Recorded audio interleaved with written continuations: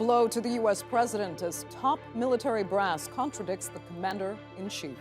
U.S. generals say Biden was warned against a hurried withdrawal. But is it a case of shifting the blame, or did the president ignore crucial advice? I'm Andrea Sankey, and today's newsmaker is the Senate Armed Services Committee's hearing on Afghanistan.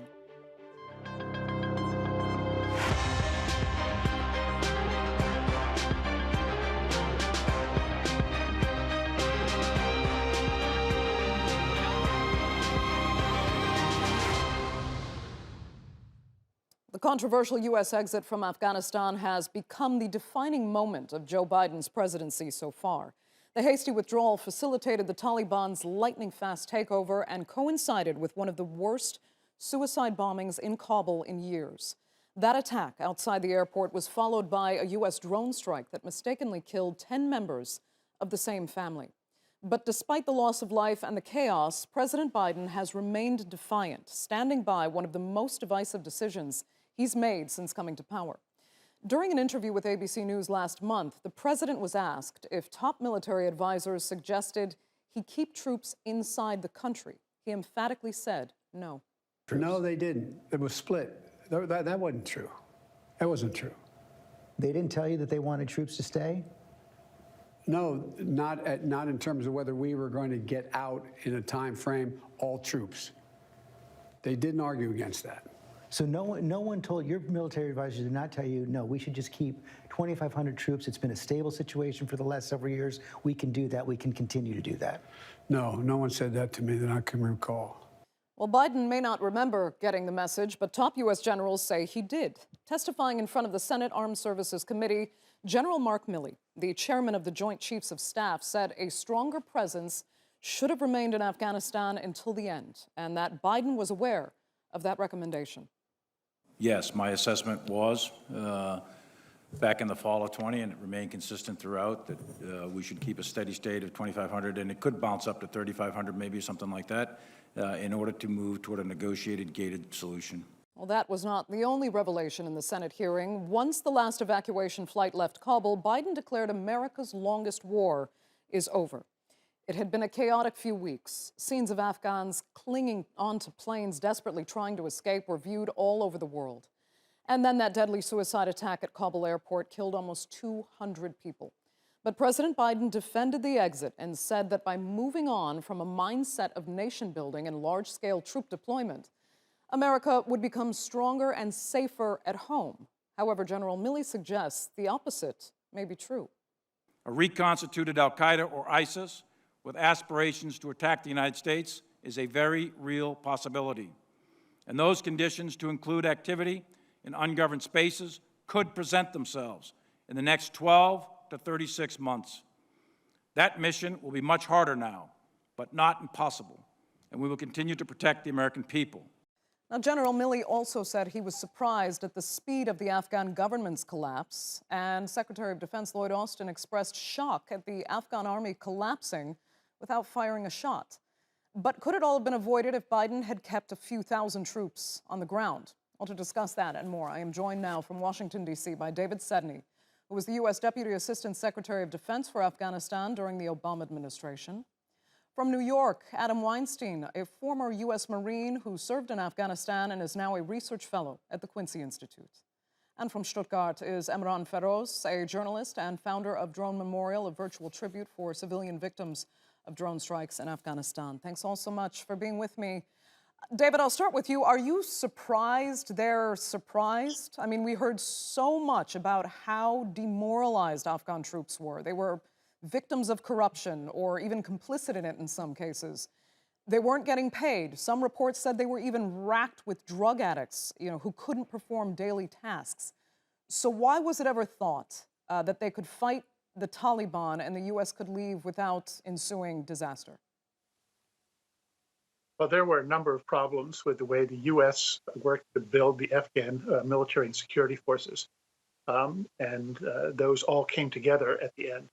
The biggest one, that the U.S. built the Afghan military in its own image as a force that depended upon contractors from outside for a wide range of key support services, particularly support for air services, intelligence services, and simple technology.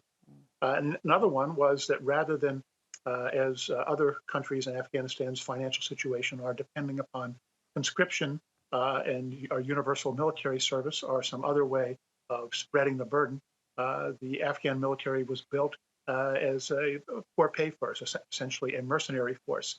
And both there were a lot of other problems as well. You mentioned some of them, but I think those were really the core problems. The U.S., which is a volunteer army with soldiers paid, not conscripted, and where contractors are, in many cases, more important than the troops themselves.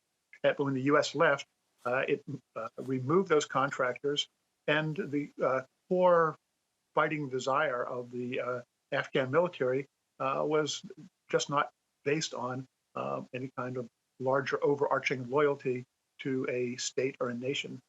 It was really based upon being paid to fight. Right. I mean, still, though, these are, Adam, I'll turn to you. I mean, these are intelligent people that had witnessed and seen what was going on in Afghanistan for years.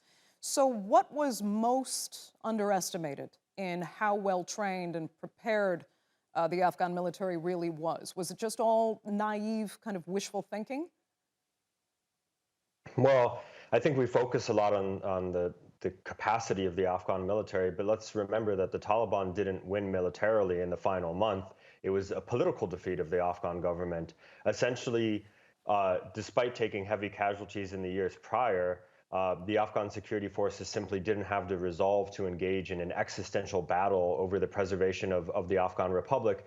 And I don't think that's because they favored the Taliban so much as the fact that they weren't willing to fight for corrupt Afghan elites in Kabul, who they ultimately determined had a plan B. And those elites did have a plan B. So it's as much as perhaps some of the rank and file of the Afghan military didn't have a greater loyalty to the Afghan state, I would say that Afghan leaders didn't have a loyalty to the Afghan state. Okay. Emran, I want to get your thoughts on what you've heard there. I have to agree with what Adam just said, because the last time I visited Afghan soldiers on the ground was last spring in northeastern Kunar province, and they were still fighting. We were even in the middle of a fight, yeah, these people were fighting, and although, you know, the US military left the province almost 10 years ago. So the thing is that there was a will to fight, but corruption was a huge issue.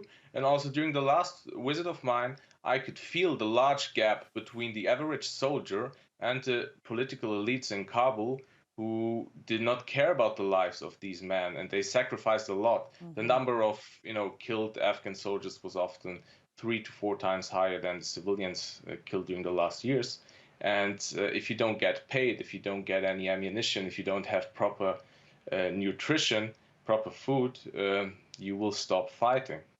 Again, that's why I am surprised they were so surprised. This was obvious. It had been reported everywhere that there was no morale really left in the army because of all the reasons that our panelists just listed. But let me move on, David, again with you, because now we have this issue about the top generals actually contradicting what the president himself has said in a number of interviews. So is President Biden lying when he says he was never advised to keep a small number of troops in the country? He says he didn't recall. I mean, is there room for misunderstanding here? Well, I'm not going to be able to get into the details of what was discussed because I wasn't there. So what people said, how they said it, and most importantly, I guess, how the president saw it, is something that we're going to have to probably leave to historians. But the fact that the military advice that he got, and he clearly got different advice from other advisors, but from the military advice that he got from the generals was pretty clear that they should keep the same level or slightly higher numbers of troops, keep the contractors in, as I mentioned before, and that would give more space for a political agreement, as General Milley said. Now, you might not agree with that, but that is the advice that they gave, and it was clearly not the advice that President Biden took. So, Adam, I mean, David's saying that we'll have to leave it to historians, but there might be people who are going to push for consequences now, saying that the United States has now been humiliated, and President Biden drove the U.S. into this disaster in Afghanistan because he didn't follow the advice of top military advisors. Do you expect consequences for that, or will it actually have to be left to history to judge? Well, I think it should be left to history. Even General Milley said that the president has no obligation to listen to the generals, and I'd actually say the advice of the generals over the last 20 years is what drove us to humiliation, if we want to call it that. And when the generals say that we could have just held on and this was a sustainable fight, what they're implicitly saying is, well, let's just have another 10,000 ANDSF casualties per year. This was not a low-cost war, even with lower numbers of U.S. troops. In 2020, the Afghan security forces took 10,000 fatalities. In 2019, they took 10,000 fatalities. In 2018 and 2017, they took between 7,000 to 9,000 fatalities each year, on average 1,500 civilian deaths per year. And then, of course, the dozen to 2 dozen U.S. fatalities and around at least over 100 U.S. wounded in action that we had seen per year in the last several years prior to the U.S. Taliban agreement. So it was not something that was simply low cost and sustainable. And that doesn't even get into the financial costs that had burdened the U.S. taxpayers. Right. Okay, Emran, then I want to branch out on that with you for a second, because, you know, this wasn't just a U.S. mission. This was a NATO mission. So what has the world, especially U.S. European allies, learned from this withdrawal? Could they have contributed and managed the at least minimal 2,500 or so troops that many advisors thought would have kept a certain level of stability in Afghanistan, and to keep that proverbial finger on the dike, as we've heard it explained before, that would have kept the Taliban from coming in as quickly as they did?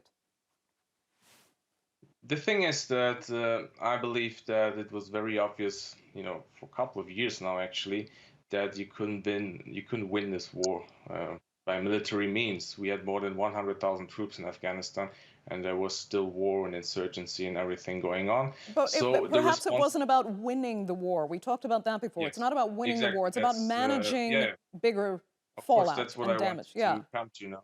Because the responsibility of the US and the NATO countries, European countries like Germany, the UK, etc., was also to, you know, they invaded the country in a chaotic way and allied themselves with a lot of problematic people on the ground.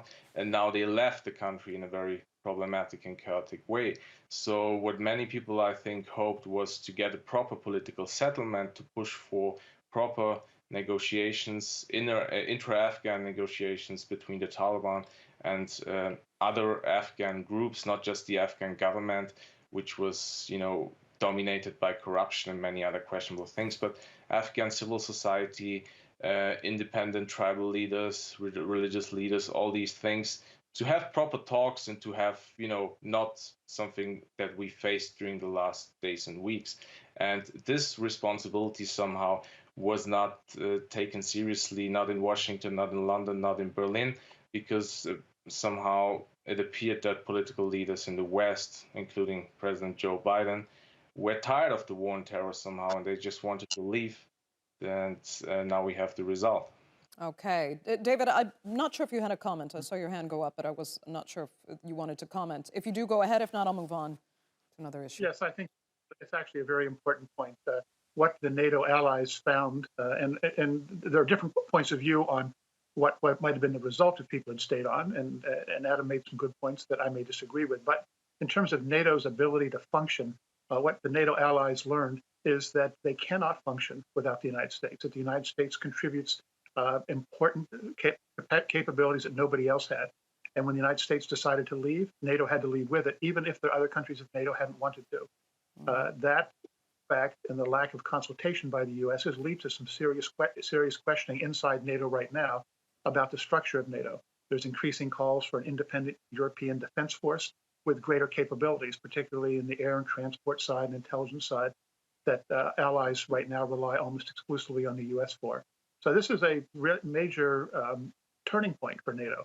Is NATO going to continue the way it is, or will the European allies in NATO start to take greater responsibility for their own military defense? Those questions are going to be very important going forward now because of the situation in Afghanistan. David, I'll stick with you for a second. You know, we heard from both top generals that it will be difficult but absolutely possible to contain future terrorist threats in Afghanistan without troops even on the ground.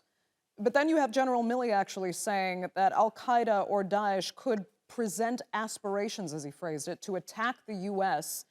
in the next 12 to 36 months. So now we have the country has been handed back to the terrorist organization that protected the terrorist organization that attacked the United States. How safe is the United States and its allies now? But I would argue that the U.S. is much less safe now, that the reconstitution of al-Qaeda had already begun. The United Nations investigative body that looks at groups that have carried out terror attacks outside of Afghanistan has said for some time that al-Qaeda and al-Qaeda's ties to the Taliban had never ended, and that and it's pretty clear that al-Qaeda is starting to reconstitute. So I think 12 months, it could even be sooner than 12 months. But the biggest problem that I have with the solution that President Biden and the U.S. Military seems to be proposing is this idea of over-the-horizon strikes. And as we saw with that horrible, tragic strike on that killed a civilian family as the U.S. was pulling out on the next to last day, those kind of strikes are inherently not effective. They can kill civilians as collateral damage. They can kill civilians by mistake in targeting, as they just did. And there's really no evidence that they prevent terrorism at all. So that high risk of civilian casualties and that lack of overall effectiveness, to me, makes the plans of the United States to conduct this over-the-horizon war both ineffective and inhumane.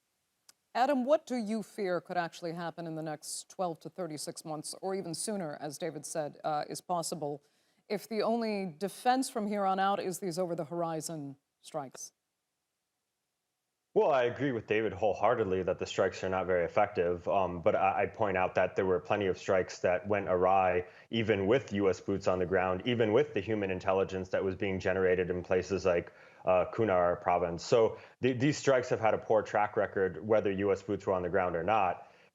There's no doubt that with the withdrawal will come a reduction in our capacity to generate human intelligence, and that might diminish our capability to really have eyes on al-Qaeda. But I think this needs to be viewed in the bigger picture. If we look at terrorism in a vacuum, then we can say, okay, our capabilities are reduced. But we have to look at terrorism and the threat of al-Qaeda within the context of all the other threats that the United States faces. I mean, why are we having so many congressional hearings on al-Qaeda and we're not having the same hearings about the threats of climate change, of the pandemic, of infrastructure? More Americans are probably going to die of just poor infrastructure collapsing in the next decade than of attacks from al-Qaeda. It's not that al-Qaeda is not a threat. Al-Qaeda is still very much a threat. It's where does that threat fall in the priority list of the president, and how much attention should the U.S. government be allocating to these different threats that Americans face? Okay, so Adam, I mean, if it's not a priority, then are you saying we really don't have to fear another strike on the lines of what we saw on September 11th, 2001? Or whatever might come in the 12 to 36 months that General Milley was talking about will be something much less than that? That shouldn't take priority over climate change discussion or any of the other senatorial priorities at present? Look, we're inching towards 700,000 Americans dead from a pandemic. I'm not saying we don't have to worry about another 9/11 style attack, although I think it's more likely that al-Qaeda or ISKP would attack regional U.S. interests. But what I'm saying is we need to look at the big picture. This is how nobody in their personal life approaches risk in a way that focuses on minimal risks compared to greater risks. So yes, we could say all day that it's possible that another 9/11 would happen, and it's also possible that I might walk outside and get hit by a car. In fact, it's more possible that the latter will happen. But we have to prioritize risks as a country. We cannot respond to risks in an emotional manner. We have to look at the data. Again, we're a country that's inching towards 700,000 COVID deaths. Okay, but I mean, it's about strategic kind of long-term planning as well. Let me move on to Emran, though, because I want you to address, you specialize in the shortcomings, if I want to say it very kindly, of drone strikes, the massive failures, actually, of drone strikes as a strategy. And now that they're saying that there are going to be these over-the-horizon, this strategy, now that there are no troops on the ground, and it will be difficult, but still possible to contain the terrorist threats in Afghanistan without those troops. Tell me how you think that's going to happen. How do you expect now the U.S. to actually try to protect itself against threats developing in Afghanistan? And do you fear the further use in these over-the-horizon strikes? So first of all, because we already mentioned here the last drone strike of the Americans in Afghanistan, I just want to point out that we heard so much about this strike because it took place in the middle of Kabul, in the Afghan capital, so that many journalists could arrive at the site and take a closer look what happened and could make proper research and interviews and everything. And for that reason, I think it was the New York Times investigation which forced the American government to correct its narrative, and it called it at the end a tragic mistake. The thing is that we had far too many such tragic mistakes over the last 2 decades, and many drone strikes took place all over the country. Afghanistan was the most drone-bombed country in the world for a couple of years, and most of the victims, we don't know them, they don't have faces, they don't have names. And all this happened, as Adam already said, when we had the boots on the ground. So there were a lot of massive, intelligence failures. And actually, there are also people who used to work for the US drone program, whistleblowers who left the program, and all of them, I keep saying the same. Like, the whole program is a failure. We mainly killed civilians. And actually, the whistleblower who focused on Afghanistan and leaked a huge, many informations about the drone war in Afghanistan, Daniel Hale, he was sentenced to prison 2 months ago for 45 months. He has to sit in jail now. So this is something that we shouldn't forget when we talk about these strikes. And when it comes to the future of these strikes, I think that we could see a very questionable alliance at the end between the Taliban and the Americans. Okay, we have about 2 minutes left, actually. I want to get some final thoughts then on, David, what you heard Adam saying about what the priorities actually need to be right now in the United States, because that will more or less determine what the United States does in Afghanistan if al-Qaeda continues to grow its forces and if Daesh also continues to grow with the chaos that's now ensuing on the ground because the Taliban has not been able to form a stable enough government. What are your biggest fears of what might take place in the time frame of the maximum 36 months that he'd given it, and what kind of threats could really develop there? Well, as Adam said, an attack on U.S. regional interests, in other words, a U.S. military in the broader greater Middle East area, for example, or attacks such as the one against an American ship, as against the USS Cole that took place in the late 90s. All of those kinds of things are possible, and even more so.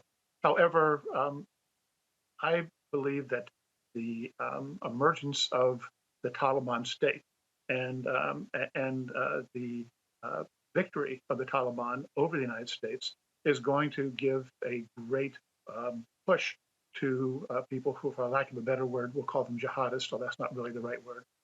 People who are seeking to change the world into what they want it to be through violent means. And that, I think, is going to be a big threat, not just the United States, not just to NATO allies, but to Russia and China, countries that right now are trying to work with the Taliban. But I think that you're going to see a qualitative change in the kind of threats that are faced. And I can't predict any kind of specific attack or anything. Understood. But it would be a big strategic challenge for the United States and the entire world. And what will be the political consequences, do you think, of what we're seeing now in the Senate committee hearing and going forward? Well, the political consequences, as I mentioned before, NATO allies are less confident in the United States. That NATO security structure, which people had relied upon for some time, clearly was showing cracks before the way the Russians were able to invade Ukraine and take over Crimea. The threats that China has towards the South China Sea and to Taiwan.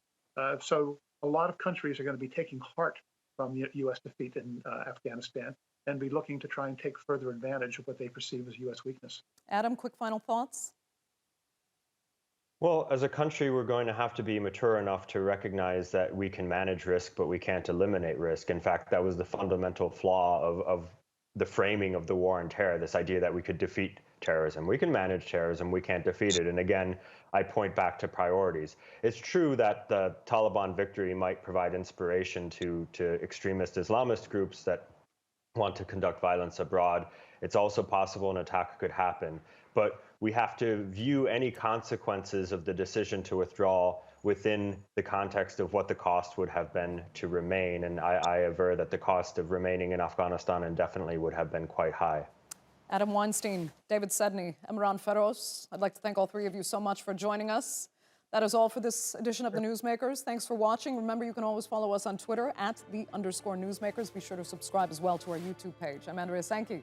See you next time.